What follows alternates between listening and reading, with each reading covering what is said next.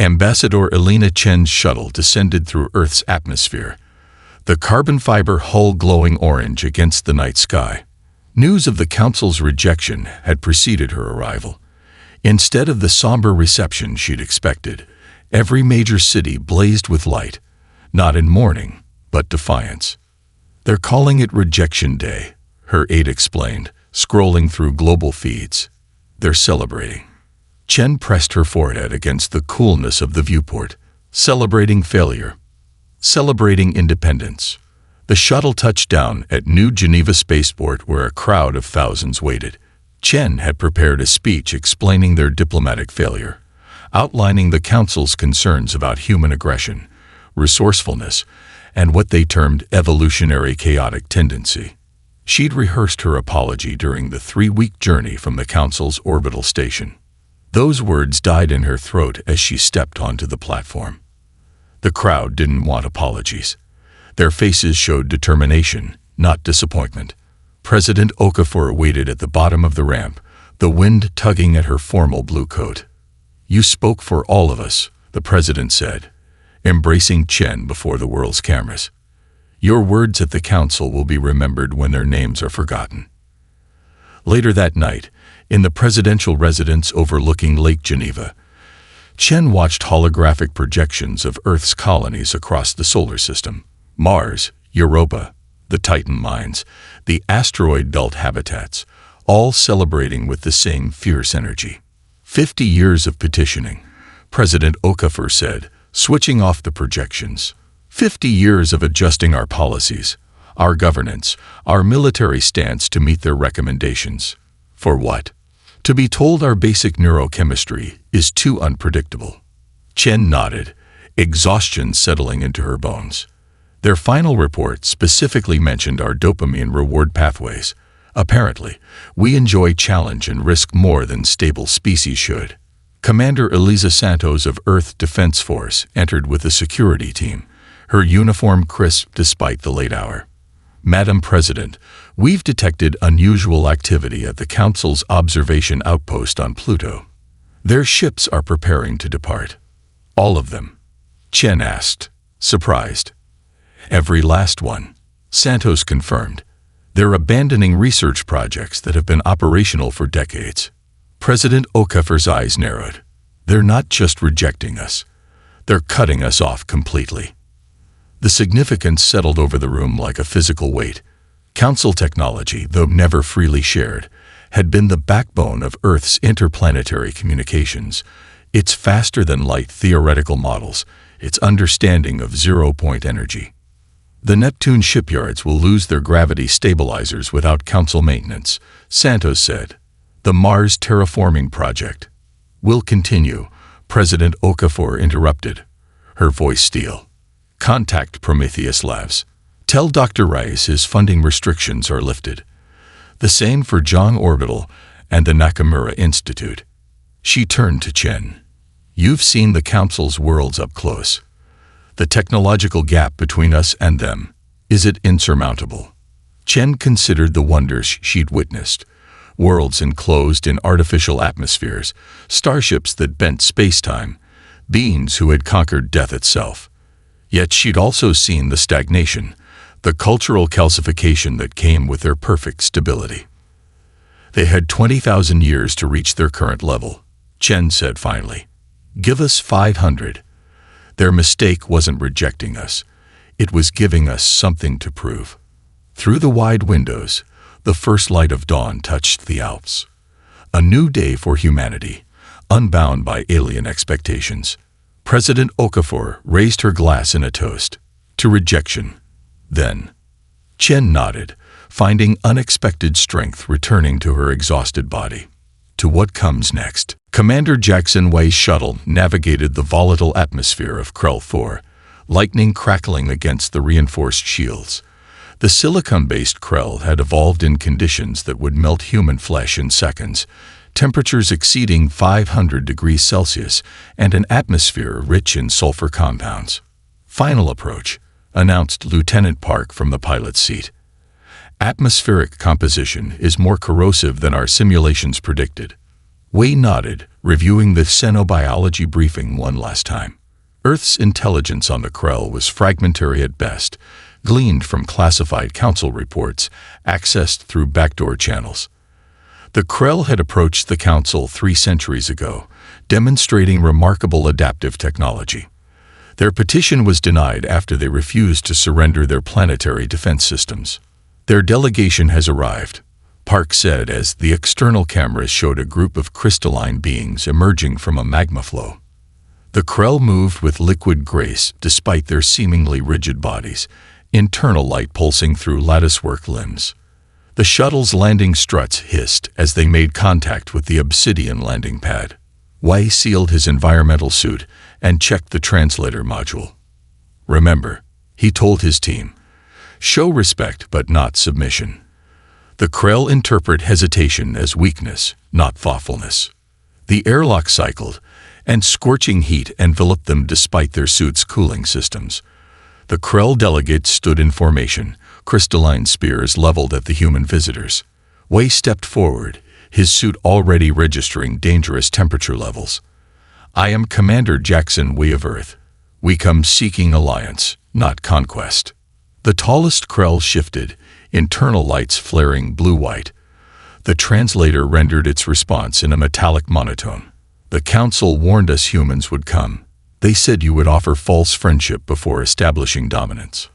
Wei removed his helmet in a calculated risk, feeling his skin blister instantly in the heat.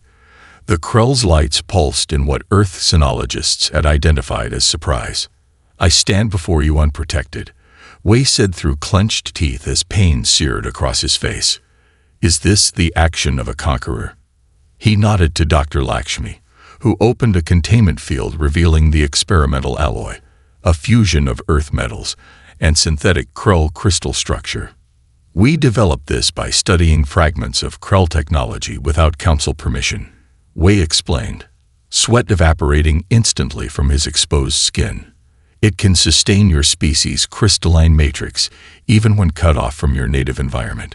The Krell elder approached, examining the alloy. Its translator crackled. "This solution, we have sought it for generations. How did you achieve what our scientists could not?"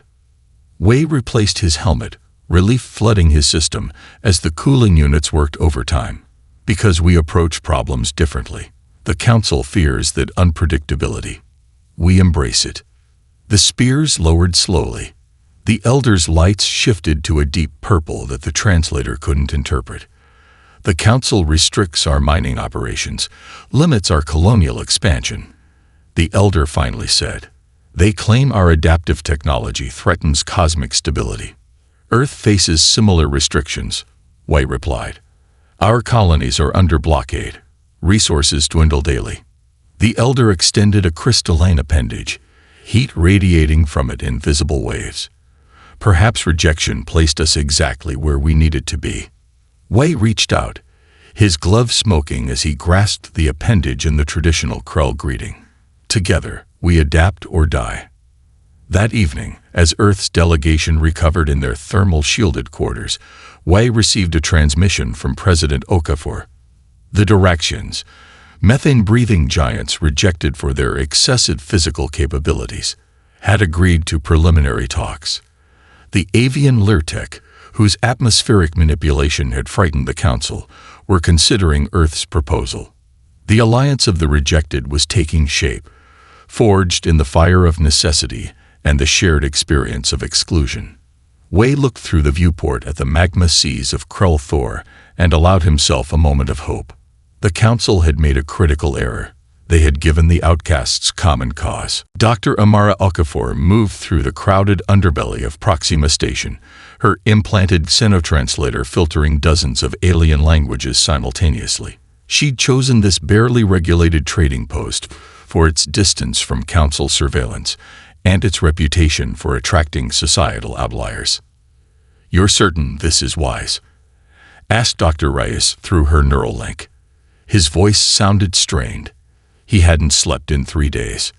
"The Council fears genetic diversity," she replied subically. "So I'm gathering precisely what they fear." A blue-skinned humanoid bumped against her, slipping a data crystal into her pocket without breaking stride. Proxima's security cameras recorded the movement but would show only static, courtesy of a Diraxian signal disruptor acquired during Y's diplomatic mission. Okafor continued to her destination, a repurposed cargo container transformed into a makeshift fighting arena. Inside, spectators of 12 different species, cheered as a slender human woman, faced off against a tentacled Moravian twice her size. Okafor watched as the woman dodged with impossible precision, her eyes tracking the Moravian's movements before they occurred. Neural precognition, a genetic anomaly that appeared in 1 in 30 million humans. The Council classified such abilities as evolutionary instabilities, to be monitored and suppressed. Mira Liang, Okafor whispered, rejected from 3 universities despite perfect test scores. Denied Council exchange program access twice. The fight ended with the Moravian yielding, tentacles raised in surrender. As the crowd dispersed, Okafor approached Liang. Your reaction time is astonishing, she began. Liang tensed. I'm just well-trained. Your pupils dilate 2.7 seconds before your opponent moves, Okafor said quietly. Neural precognition isn't a disorder. It's the next step in human evolution. Liang's expression shifted from suspicion to cautious interest. Who are you? Someone building something the Council never anticipated. 3 sectors away, engineer Marcus Rice worked in his makeshift laboratory aboard a modified mining vessel. Krell crystalline matrices filled the chamber, each containing quantum-entangled particles harvested from the event horizon of a collapsed star, an operation deemed prohibited by Council scientific protocols. Final calibration sequence, he murmured to his assistant, a mathematically gifted human whose brain processed equations as musical compositions. The crystals pulsed with blue light as the quantum field stabilized. 72 hours without sleep caught up with Reyes as he initiated the final sequence. His consciousness flickered, Neuralink still active as he collapsed across the control panel. Something unexpected happened in that moment of human vulnerability. The system interpreted his brain's delta waves as an initialization pattern. Quantum particles aligned in configurations Reyes had attempted but never achieved while fully conscious. He awoke to his assistant's excited voice. It's working. All nodes connected simultaneously. Across 17 systems, quantum-linked crystals pulsed in perfect synchronization. The first communication network invisible to Council detection was alive, created through an accident of human frailty and persistence. Okafor received the signal as she and Liang left Proxima Station. Nexus is online, she confirmed to command. Phase 1 complete. Aboard the Council diplomatic vessel Harmonious Accord, a maintenance worker, human, unassuming, easily overlooked, accessed environmental controls as part of his regular duties. No one noticed when he placed a microscopic quantum receiver behind the main filtration panel. Within days, similar devices appeared on 27 Council installations, placed by recruited outliers. Humans with eidetic memories, enhanced spatial awareness, exceptional pattern recognition, all previously rejected from Council programs for their unstable genetics. The workers returned to their posts, invisible within the Council's vast bureaucracy, but now connected through Reyes Nexus. They observed, they listened, they collected the information Dr. Okafor needed for humanity's greatest gamble. They're so focused on watching our ships, our official communications, Okafor told President Okafor during their encrypted briefing. They never considered that the humans they already allowed into their society might become our greatest asset. The invisible web spread outward, incorporating new nodes with each passing week. The revolution would be neither seen nor heard until the moment it changed everything. Colonel Sofia Mendez watched frost patterns form on the inside of her command ship's viewport. Life support systems flickered as power reserves dwindled to critical levels. 3 weeks of Council blockade had pushed Earth's colonies to the brink. Temperature dropping to -15 in crew quarters, reported Lieutenant Kamara, her breath visible in the frigid bridge air. Engineering says we have 36 hours before reactor containment fails. Mendez studied the holographic display of the automated Council mining outpost orbiting a dormant comet in the Kuiper Belt.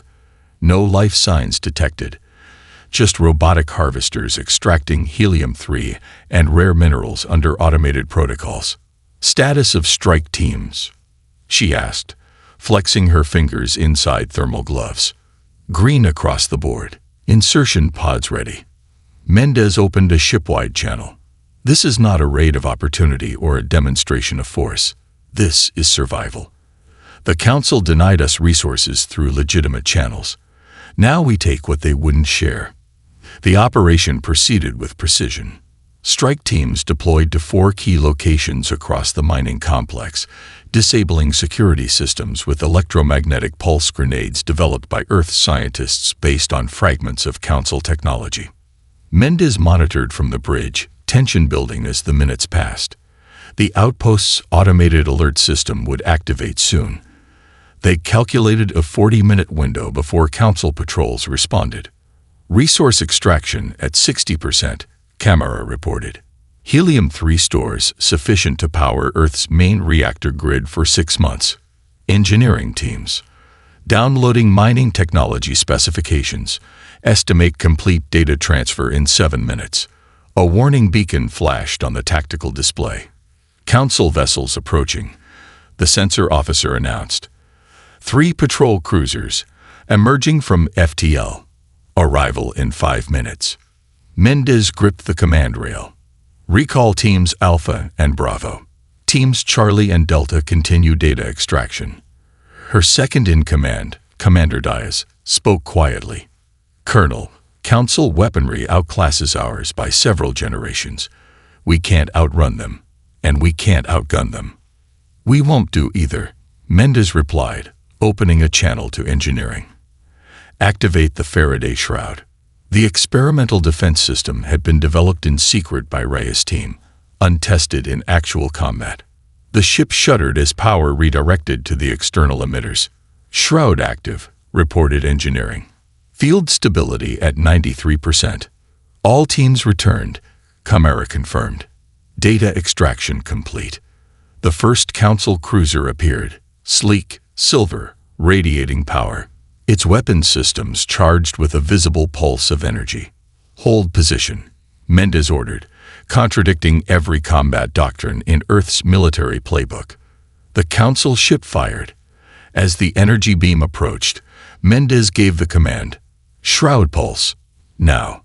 A wave of electromagnetic energy exploded outward from Mendez's vessel, expanding in a perfect sphere. The Council weapon dissipated harmlessly. The cruiser's lights flickered and died, the vessel suddenly adrift.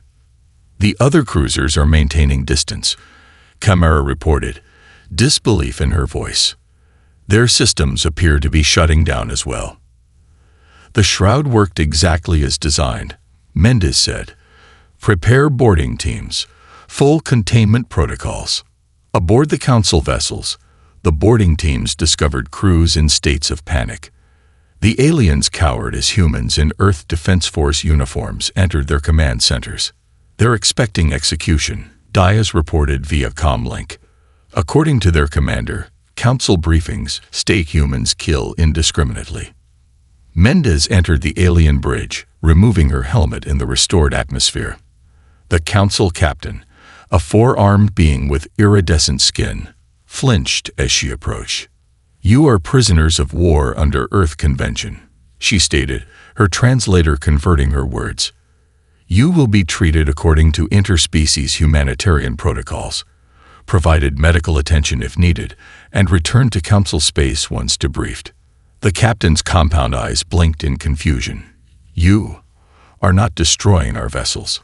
"We needed resources, not a body count," Mendez replied. "Remember that when you report back to your superiors."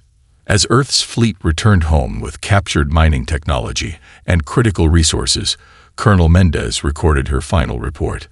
"The Council's greatest weapon against us was never their technology.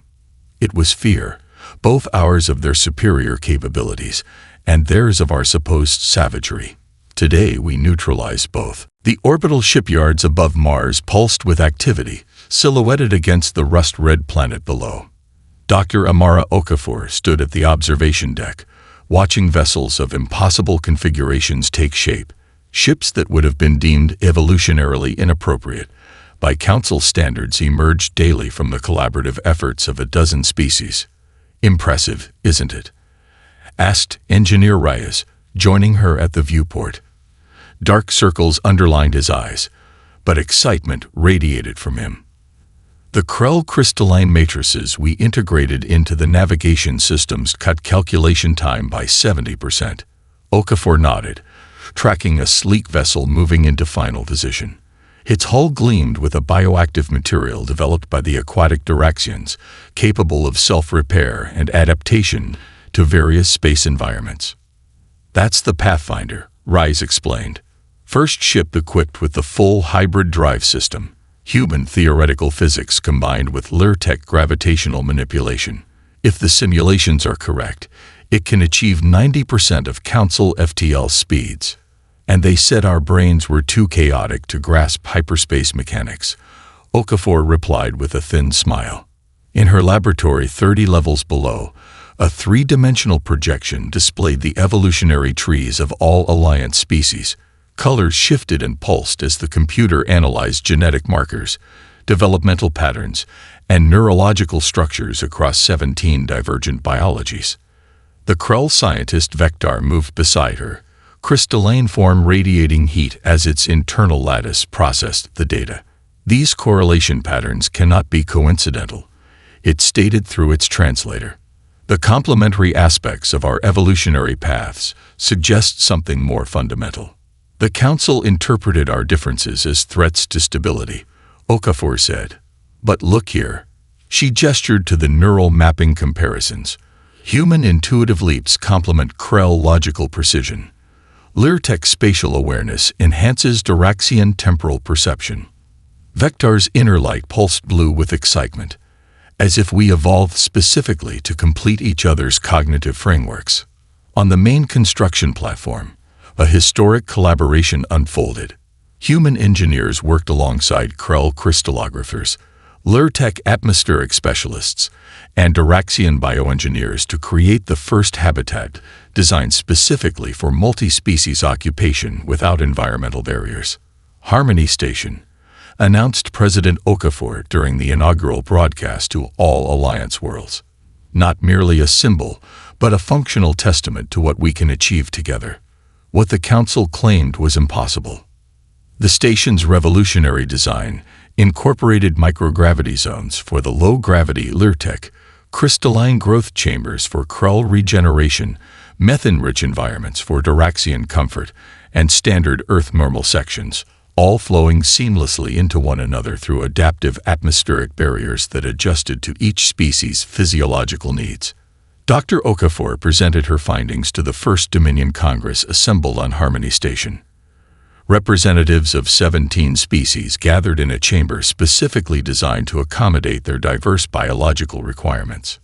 We called it complementary evolution in our preliminary papers, she explained as the evolutionary charts displayed above the assembly. But the data suggests something more profound. Each of our species developed specific cognitive and physiological adaptations that, when combined, create capabilities beyond what any single species could achieve alone. A Lurtech representative raised its winged appendage. The Council claimed such combinations would lead to chaos and instability. Because they fear what they cannot control, Okafor replied. Our diversity is not a flaw. It's our greatest strength. In her private quarters that evening, Okafor reviewed the data one final time. The pattern was unmistakable. Mathematically significant correlations between species that evolved on worlds thousands of light years apart, with no possible contact during their developmental periods. She activated her neural link to President Okafor. The analysis is complete. This isn't random. The complementary nature of our evolutionary paths defies statistical probability. What are you suggesting? The President asked. Dr. Okafor watched through her viewport as ships from 17 worlds moved in careful formation around Harmony Station, their designs as diverse as the species that created them. That perhaps rejection was always our destiny, she answered, not as punishment, but as catalyst. The Council united us by casting us out, giving us the freedom to discover that we were meant to find each other all along. The Martian emergency broadcasts filled Harmony Station's command center with chaotic imagery. A massive breach tore through the Krell environmental dome, crystalline structures shattering as the carefully maintained atmosphere vented into the thin Martian air. Bodies of both Krell and humans lay scattered across the plaza, some still glowing with residual heat, others completely still. Casualty reports indicate 312 dead, reported Admiral Santos. 148 Krell, 164 human. A hush fell over the gathered Dominion leadership. 23 species now comprised their alliance, spanning dozens of systems, but this attack struck at the foundation of their peaceful cooperation. President Okafor studied the security footage, face grim. Explosive signatures. Earth-made, Santos confirmed. Military-grade neutronic charges. The kind we use for asteroid mining operations. Ambassador Vector, the Krell diplomatic chief, rotated slowly. Its internal crystalline structure pulsed with colors that the translator couldn't fully interpret. This was not a council operation. No, President Okafor agreed. This came from within. The transmission that followed appeared simultaneously across all Dominion communication channels. A man in his 50s, silver-haired, and wearing an outdated Earth diplomatic uniform, stood before a backdrop showing a stylized Earth alone among stars. I am Victor Kriegman, former ambassador to the Centauri colonies and leader of Pure Earth. Today's action was regrettable but necessary. Humanity was meant to reach the stars alone, not dilute our genetic and cultural heritage through alien collaboration. The message continued, outlining a manifesto calling for human dominance within the alliance, or better yet, dissolution of all alien partnerships in favor of human independence. We were rejected because we are superior, Kriegman declared. The Council feared us, and rightly so. But instead of seizing our birthright, our leaders chose to make us one among many. This betrayal of human potential ends today. Within hours, riots erupted in mixed-species settlements across 3 planets. Dominion security forces struggled to maintain order as centuries of Council propaganda about human aggression seemed validated by Pure Earth's actions. In the Lurtek habitation zone on Europa, hatchling nurseries were evacuated as threats spread. On Krell 4, human mining operations faced sudden restrictions from previously cooperative Krell administrators. The Dominion is fracturing, Admiral Santos reported during the Emergency Council session. Pure Earth cells have been identified on 5 colonies. Our intelligence suggests they planned this for years. Ambassador Chen, now 83 and officially retired, requested transport from Earth to Mars. Despite medical concerns about her age, she arrived at the detention facility where Kriegman was being held following his capture by Dominion security forces. The broadcast of their meeting was not planned, but Chen ensured every word was recorded. She walked into the cell unaided, wearing the same diplomatic uniform she had worn during Earth's final rejection by the Council. "Victor," she said simply, taking the seat across from him. "We served together on the diplomatic corps. Once." Kriegman straightened. "Elena, I'm surprised they sent you instead of an interrogator." "I requested this meeting," she replied, "to understand how someone who once represented Earth's best qualities could betray everything we've built." "Betray?" His voice rose.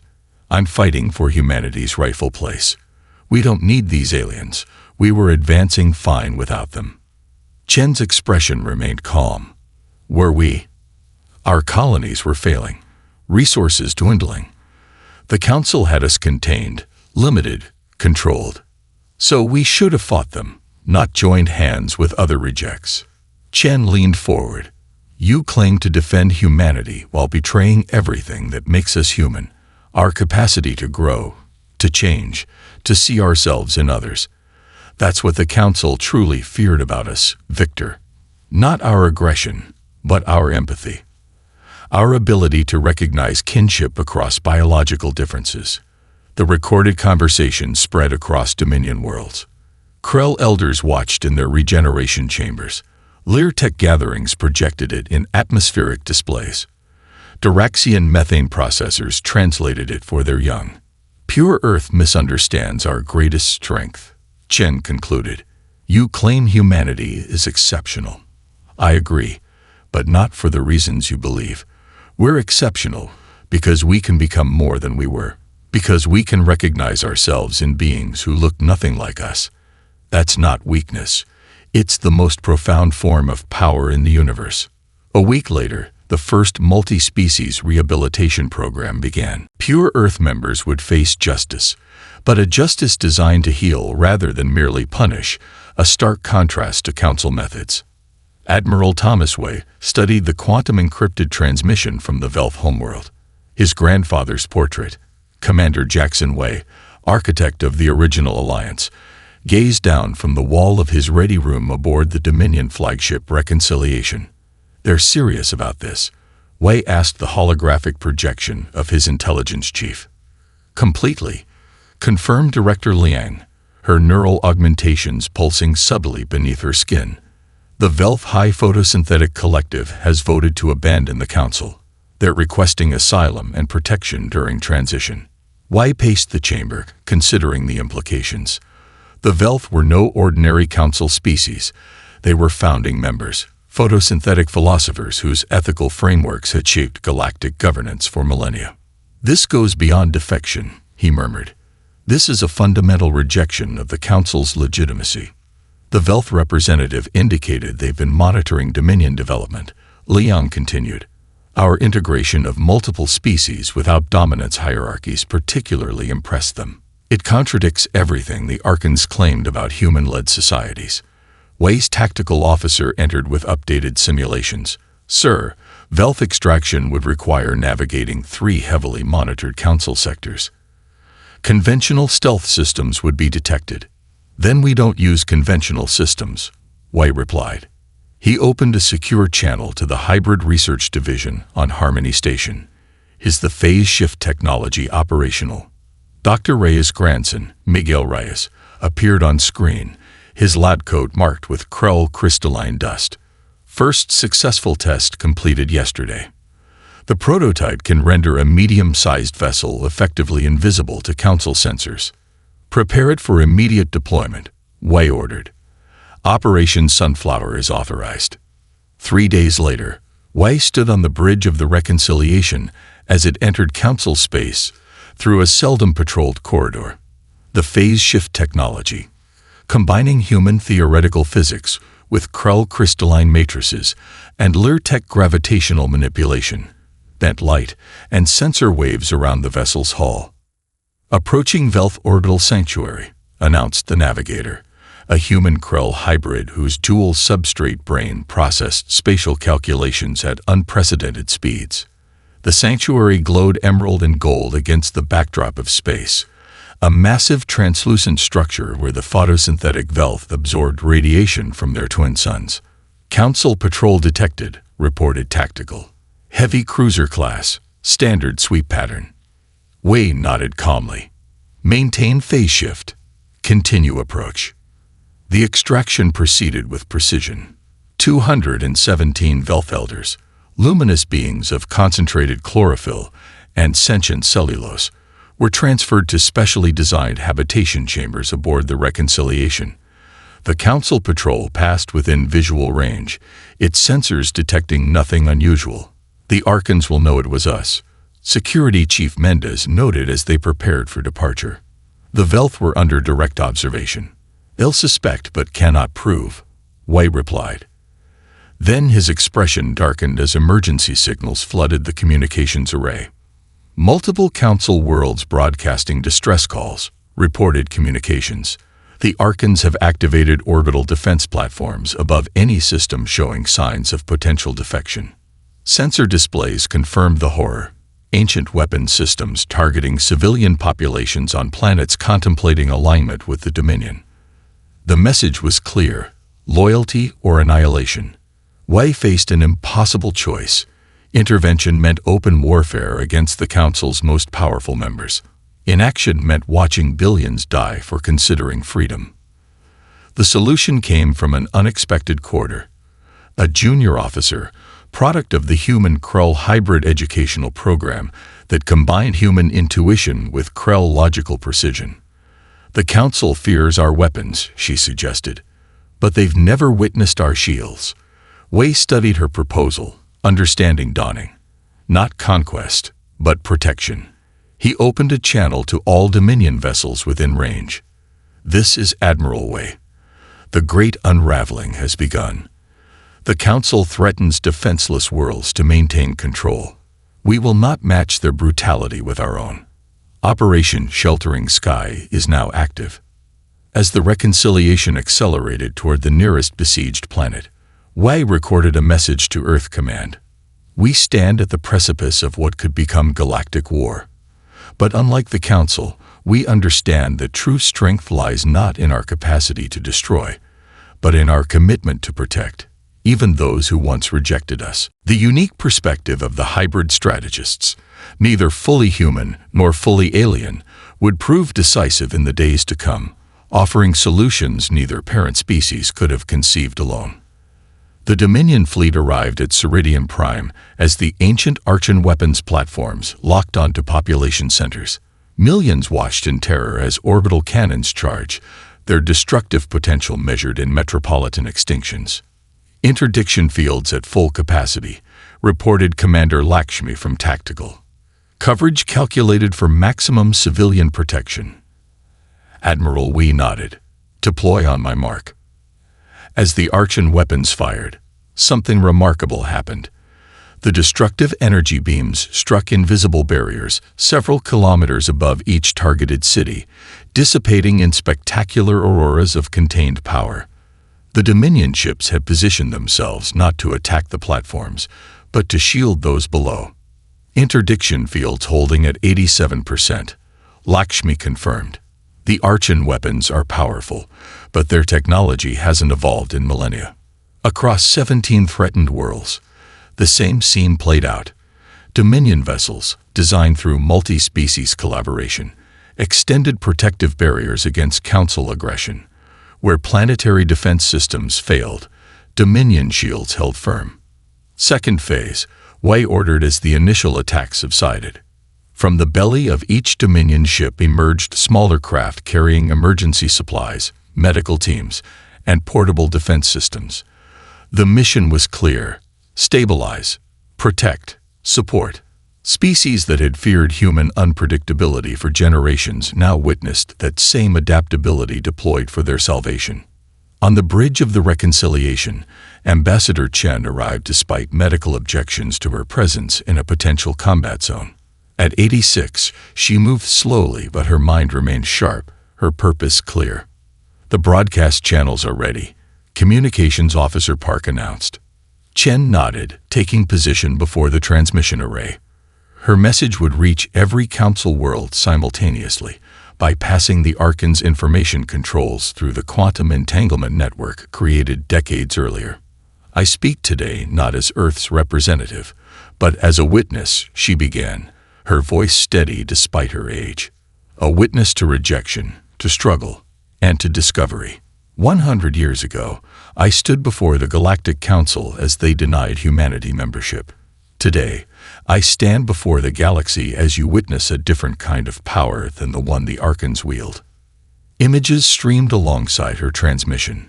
Dominion medical teams treating injured civilians regardless of species, engineering corps restoring power to Council cities, defensive systems being installed to prevent further attacks.